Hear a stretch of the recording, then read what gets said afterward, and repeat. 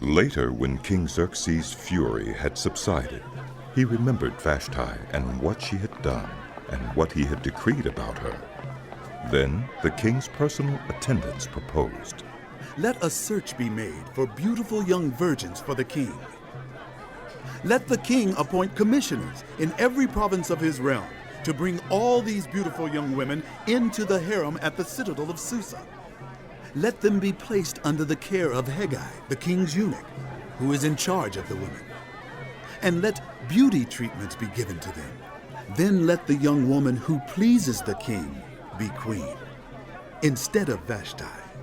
This advice appealed to the king, and he followed it. Now there was in the citadel of Susa a Jew of the tribe of Benjamin, named Mordecai, son of Jair, the son of Shimei, the son of Kish, who had been carried into exile from Jerusalem by Nebuchadnezzar, king of Babylon, among those taken captive with Jehoiachin, king of Judah. Mordecai had a cousin named Hadassah, whom he had brought up because she had neither father nor mother. This young woman, who was also known as Esther, had a lovely figure and was beautiful. Mordecai had taken her as his own daughter when her father and mother died. When the king's order and edict had been proclaimed, many young women were brought to the citadel of Susa and put under the care of Hegai. Esther also was taken to the king's palace and entrusted to Hegai, who had charge of the harem. She pleased him and won his favor. Immediately he provided her with her beauty treatments and special food. He assigned to her 7 female attendants selected from the king's palace and moved her and her attendants into the best place in the harem. Esther had not revealed her nationality and family background because Mordecai had forbidden her to do so. Every day he walked back and forth near the courtyard of the harem to find out how Esther was and what was happening to her. Before a young woman's turn came to go into King Xerxes, she had to complete 12 months of beauty treatments prescribed for the women. 6 months with oil of myrrh and 6 with perfumes and cosmetics. And this is how she would go to the king.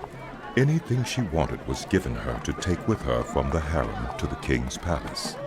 In the evening she would go there, and in the morning return to another part of the harem to the care of Shaashgaz, the king's eunuch who was in charge of the concubines.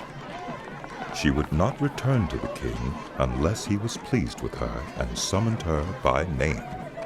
When the turn came for Esther, the young woman Mordecai had adopted, the daughter of his uncle Abihail, to go to the king, she asked for nothing other than what Hegai, the king's eunuch, who was in charge of the harem, suggested.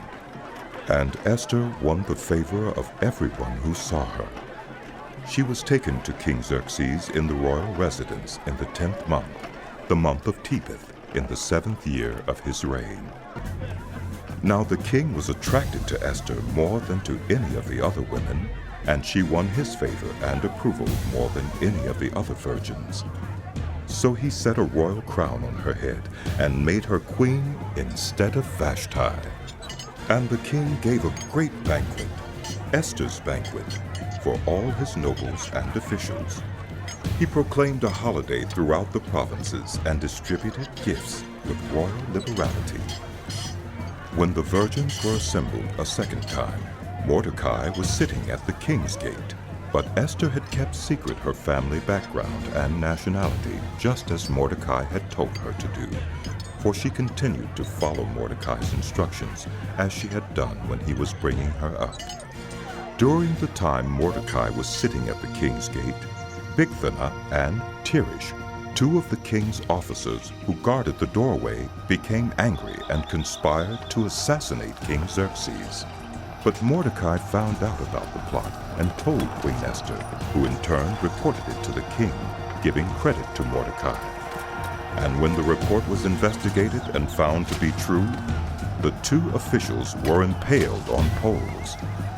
All this was recorded in the book of the annals in the presence of the king.